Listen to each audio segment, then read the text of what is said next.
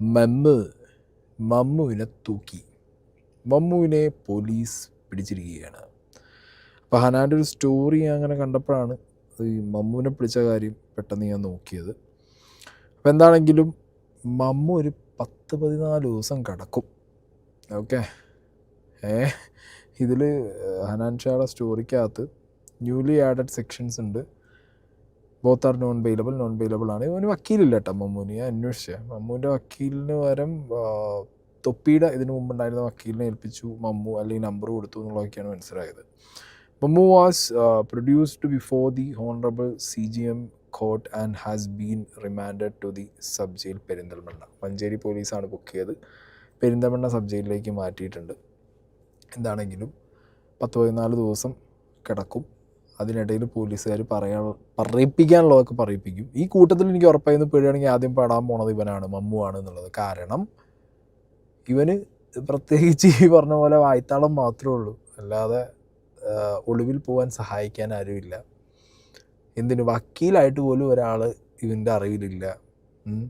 അങ്ങനത്തെ ഒരു പഴമൊഴുങ്ങിയാണ് ഈ ബടുവ. അതുകൊണ്ട് ആ കൂട്ടത്തിൽ പെടുകയാണെങ്കിൽ ഇവനാണ് ആദ്യം പെടുക എന്നുള്ളത് ഞാൻ ഓൾറെഡി ഉറപ്പിച്ചതാണ്. ഇതാണെങ്കിലും കുടുങ്ങി, പോലീസിനെ കിട്ടിയിട്ടുണ്ട്. ഇനി ഇവൻ പറയും, ബാക്കിയുള്ളവരെയൊക്കെ വഴിയെ തൂക്കും. അപ്പോൾ ഇനി നമുക്ക് ഡീറ്റെയിൽ ആയിട്ട് കാര്യങ്ങളിലേക്ക് പോവാം. മീഡിയയിൽ ഇന്ന് വന്ന കുറേ ന്യൂസും പിന്നെ റാംബോ ഇതിനിടയിൽ ലൈവ് വന്ന് പറഞ്ഞ കുറച്ച് കാര്യങ്ങളും. ഓക്കെ, ഞാനിത് റാംബോൻ്റെ ലൈവ് വീഡിയോ ഒരു സെപ്പറേറ്റ് കോണ്ടൻ്റ് ആക്കി ചെയ്യണമെന്ന് വിചാരിച്ചത്. പക്ഷേ ഇവരുടെയൊക്കെ കേസിൻ്റെ അപ്ഡേറ്റ് എന്താ, ഈ കേസൊക്കെ എവിടെ വരെ എത്തും? ഇതിന് മുമ്പും തൊപ്പിക്കെതിരെ കേസും കാര്യങ്ങളൊക്കെ വന്നിട്ടുണ്ട്. അപ്പോൾ ഇതിൻ്റെയൊക്കെ ഒരു എന്താണ് റിസൾട്ട് എന്ന് അറിയണമല്ലോ. എന്താണ് വിഷയങ്ങൾ? ഇപ്പോഴുള്ള വിഷയം ഭയങ്കര സീരിയസ് ആണ്. ഇതിന് മുമ്പുണ്ടായ വിഷയങ്ങളെ പോലെ അല്ല കാര്യങ്ങൾ. അപ്പോൾ ഈ സീരിയസ് സാധനങ്ങൾക്ക് എങ്ങനെ സിസ്റ്റം ഇതിൻ്റെ പിന്നിൽ എഫേർട്ട് ഇടുന്നു എന്നുള്ളതൊക്കെ അറിയണമല്ലോ നമുക്ക്. അത് വന്നതിന് ശേഷം റാംബോൻ്റെയും കൂടി സംസാരിക്കാമെന്ന് വിചാരിച്ചു. അപ്പോൾ എന്താണെങ്കിലും തൊപ്പി റിലേറ്റഡ് ആയിട്ട് 2 ദിവസമായിട്ട് വരുന്ന, ഇന്നലെ ഇന്നുമായിട്ട് വരുന്ന അങ്ങനത്തെ കുറേ വിഷയങ്ങൾ, അവാലടക്കം അങ്ങനത്തെ കുറേ സാധനങ്ങളൊക്കെ ഇപ്പോൾ പറയപ്പെടുന്നുണ്ട്. അപ്പോൾ അതിൽ തന്നെ ഞാൻ പറഞ്ഞ ലഹരി എന്ന് പറഞ്ഞൊരു സാധനം ഭയങ്കര സീനാണ്. അത് ബാക്കിയുള്ളതിനെ പോലെയൊന്നുമല്ല. സോ അതിൻ്റെ ഒരു ആസ്പെക്റ്റൊക്കെ വെച്ച് നോക്കുമ്പോൾ ഇവന്മാരെ ഡെഫിനറ്റ്ലി പിടിച്ച് തൂക്കി ഇവന്മാരെ കൊണ്ട് തത്തമ പറയിക്കുന്ന പോലെ എല്ലാം പറയിപ്പിക്കണം. എന്തൊക്കെയാണ് അവിടെ നടന്നത്, ഇവന്മാരുടെ ട്രാക്ക് എങ്ങനെയാണെന്നുള്ളതൊക്കെ പറയിപ്പിക്കണം. ഇതൊക്കെ പറയുമ്പോഴും ഇന്നിപ്പോൾ ഒരു കാപ്പ ചുമത്തിയ ഒരുത്തൻ ജയിലിലിരുന്നുകൊണ്ട് സത്യപ്രതിജ്ഞ ചെയ്യുന്നത് നമ്മൾ കണ്ടു. ഓന് ഫാൻസില്ലേ ഇവിടെ? കള്ളനും കൊലപാതകയ്ക്കും പീഡകനും വരെ ഇവിടെ ഫാൻസ് ഉണ്ട്, മനസ്സിലായോ?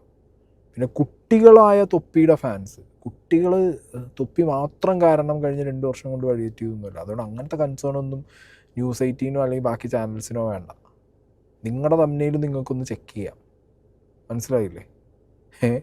അതുകൊണ്ട് അത്യാവശ്യം വ്യൂ കിട്ടാനും പൈസ ഉണ്ടാക്കാനുള്ള പരിപാടി ഇവിടെ എല്ലാവരും ചെയ്യലുണ്ട്.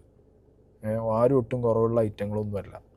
പിന്നെ ഇവൻ്റെ കേസിലേക്ക് വരുമ്പോൾ, തൊപ്പിയുടെ കേസിലേക്ക് വരുമ്പോൾ എഗെയിൻ കുട്ടികൾ എന്നുള്ളത് സ്ട്രെസ് ചെയ്യേണ്ട കാര്യമില്ല. ഞാനതെപ്പോഴും പറയും, ഇവൻ വൃത്തികെട്ടവനാണ്, വൃത്തികേട് കാണിച്ചിട്ടുണ്ട്, ആ വൃത്തികേടിന് ഇവനുള്ളത് ഇവന് കിട്ടണം.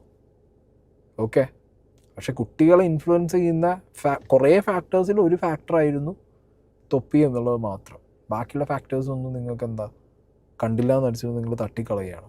രാഷ്ട്രീയവും മതപരവുമായിട്ടുള്ള പല രീതിയിലുള്ള മാനിപ്പുലേഷൻസ് കുട്ടികൾക്ക് ഇവിടെ ഗ്രാസ് റൂട്ട് ലെവലിൽ അവർ വളരുന്ന സാഹചര്യത്തിൽ കിട്ടുന്നില്ലേ? അവർ ചുറ്റുപാടുള്ള പല ടോക്സിക് എൻവയോൺമെൻറ്റ്സ് ഇല്ലേ? എന്തിനിറങ്ങുന്ന സിനിമകളടക്കം എല്ലാം ഒരു ഇൻഫ്ലുവൻസ് ചെയ്യുന്നില്ലേ? കഥാപാത്രങ്ങളടക്കം അവർ പറയുന്നതും അവർ പ്രവർത്തിക്കുന്നതും ഒക്കെ. അങ്ങനെ കുറേ സാധനങ്ങളുണ്ട്, കുറേ ഫാക്ടേഴ്സിൽ ഒരു ഫാക്ടർ. That's it. ഓക്കെ, പിന്നെ അത് കുട്ടികൾ എന്നുള്ളതിൽ നിങ്ങൾ ഒതുക്കല്ലേ. ഞാൻ എഗെയിൻ എന്ന് പറയുന്നത് തൊപ്പിയുടെ വളർച്ചേൻ്റെ ഒരു മേജർ പങ്ക് വെച്ചിട്ടുള്ളത് കുട്ടികൾ ജീപ്പ് ചെയ്യൂടെ ഇത്രയും കാശ്? ജീപ്പ് ചെയ്യുന്നത് ആരാ നോക്കും? എൻ്റെ ലൈവിലും അവിടെ ഇവിടെയൊക്കെ ഒക്കെ ഈ അബ്രോഡ് ഇരിക്കുന്ന പ്രവാസികളായിട്ടുള്ള ആളുകളാണ്. അതായത് നാട്ടിലെ വൈബ് മിസ് ചെയ്യുകയാണ്. നാട്ടിൽ നമ്മൾ ഫ്രണ്ട് സർക്കിളിൽ അങ്ങനെയാണ്, 4 തെറി വിളിക്കും, കുറച്ച് അപരാധം പറയും. അങ്ങനെ ഒരു റോ ലെവലിൽ പോകുന്ന ഒരു നാട്ടിൻപുറത്തുനിന്ന് പെട്ടെന്ന് പ്രവാസ ലോകത്തേക്ക് പോയി അവർക്ക് ഇവൻ്റെ ലൈവ് വീഡിയോസിൽ ഈ അപരാധവും ഈ ക്രിഞ്ചും ഈ പറഞ്ഞ തുണിയില്ലാത്ത ചാടിക്കളിയും തെറിവിളിയൊക്കെ കാണുമ്പോൾ അവർക്കൊരു ഹരം. അവരിവനെ മൂപ്പിക്കാൻ വേണ്ടി വീണ്ടും ഈ കൂട്ടിലിട്ട കുരങ്ങന്മാർക്ക് ഇങ്ങനെ കാശ് എറിഞ്ഞു കൊടുത്തിട്ട് കളിക്കടാന്ന് പറയില്ല. ആ പരിപാടി കാണിച്ചത് ഇവിടുത്തെ പ്രവാസികളായിട്ടില്ല. ഞാൻ എല്ലാ പ്രവാസികളെയും പറയുന്നില്ല, ചിലർ എന്ന് പറഞ്ഞാൽ ഒരു വലിയ കൂട്ടം പ്രവാസികൾ ചെയ്തിട്ടുണ്ട്. കുട്ടികൾ മാത്രമൊന്നുമല്ല. ഓക്കെ. പിന്നെ ഇവിടുത്തെ സിസ്റ്റം, എത്ര കേസിനെതിരെ വന്നു. പലതും ഈ പറഞ്ഞ പോലെ ന്യൂസ് വാല്യൂവിന് വേണ്ടിയിട്ടും കണ്ടന്റ് വാല്യൂവിനും വേണ്ടിയിട്ടും അല്ലെങ്കിൽ ഒരു കേസ് എന്നുള്ള രീതിക്ക് ഇങ്ങോട്ട് എടുത്തിട്ട് ആഘോഷിച്ചിട്ടുണ്ട്. പലതും ഇറലവൻ്റ് ആയിരുന്നു ആ ടൈമിൽ. അപ്പോൾ റെലവൻ്റ് ആയിട്ടുള്ള കേസുകൾ വന്ന സമയത്ത് ഒരു തോക്കിൻ്റെ കേസ് വന്നിരുന്നു. ഒരു ബസ്സുകാരനെതിരെ തോക്ക് ചൂണ്ടി. അതൊക്കെ ഭയങ്കര ട്രിഗറിങ് സാധനമായിരുന്നു എൻ്റെ. അതിലൊക്കെയാണ് അന്വേഷണം നടത്തേണ്ടതും വേണ്ടിയിരുന്നതും അല്ലെങ്കിൽ ആ ടൈമിൽ പറയേണ്ടിയിരുന്നതും ചെയ്യേണ്ടിയിരുന്നതും ഒക്കെ. ഞാൻ അന്നും വിമർശിച്ചിട്ടുണ്ട് തൊപ്പീനെ. അങ്ങനെ ചില സാധനങ്ങളൊക്കെ ഉണ്ട്. അത് കൃത്യമായിട്ട് പോലീസ് ആക്ട് ചെയ്തിട്ടുണ്ടായിരുന്നില്ല. കറക്റ്റ് സമയത്ത് കൃത്യമായി ഇടപെട്ടിട്ടുണ്ടായിരുന്നില്ല. ഓക്കെ. പിന്നെ ഈ വിഷയം, ദിസ് ഈസ് വെരി സീരിയസ്, ഭയങ്കര സീരിയസ് ആണ്. കാരണം പിടിച്ചു നിൽക്കാനും അല്ലെങ്കിൽ കയ്യിൽ നിന്ന് പോയി. അപ്പം എന്നാൽ പിന്നെ ആ സാധനം വേറൊരു ഭീകര സാധനം വെച്ച് മറയ്ക്കാന്ന് പറഞ്ഞിട്ടാണ് ഷമീറിൻ്റെ ഐറ്റം കൊണ്ടുവന്ന് വിട്ടത്. പിന്നെ കേട്ടാണല്ലോ നമ്മൾ അനാൻഷാൻ്റെ വിഷയമൊക്കെ നമ്മൾ കേട്ടതാണ്. അപ്പോൾ ആ കേസിനൊക്കെ നടക്കണം. ഇത് സാഹചര്യമൊക്കെ നോക്കേണ്ട ആവശ്യമുള്ളത്. ഏത് ഫ്രണ്ട്സ്, അതൊക്കെ തീർന്ന് ഇപ്പം ആകെ റാമ്പോ ഉണ്ടാവും. മുനു പിന്നെ തൊപ്പിയുടെ വഴിക്ക് പോകില്ല. പിന്നെ ഞാൻ മുനുവിനായിട്ട് കോണ്ടാക്റ്റിലുണ്ട്. റാമ്പോ കാണും, തൊപ്പി കാണും. അതിലും കൂടുതൽ റാമ്പോ തൊപ്പി അല്ലാതെ പിന്നെ ആ ബെൽറ്റിൽ എവിടെ ഫ്രണ്ട്സ്? ബാക്കി ഇപ്പുറത്തെ സൈഡിലല്ലേ ഷമീർ, പാമ്പ്, ജാസി, മമ്മു പിന്നെ പോലീസിൻ്റെ കയ്യിലായല്ലോ. അഷ്വാക്ക്, എഡിറ്റേഴ്സ്. അപ്പോൾ ഇവർ സഹകരിക്കും തോന്നുന്നുണ്ടോ? അപ്പോൾ നമ്മളെ പോലീസുകാരെ ഇങ്ങനെ അണ്ടർ എസ്റ്റിമേറ്റ് ചെയ്യുന്നില്ല. കാരണം കൃത്യമായ ട്രാക്ക്, എനിക്ക് തോന്നുന്നത് തൊപ്പി അടക്കം അവർ ട്രാക്ക് ചെയ്തിട്ടുണ്ട്.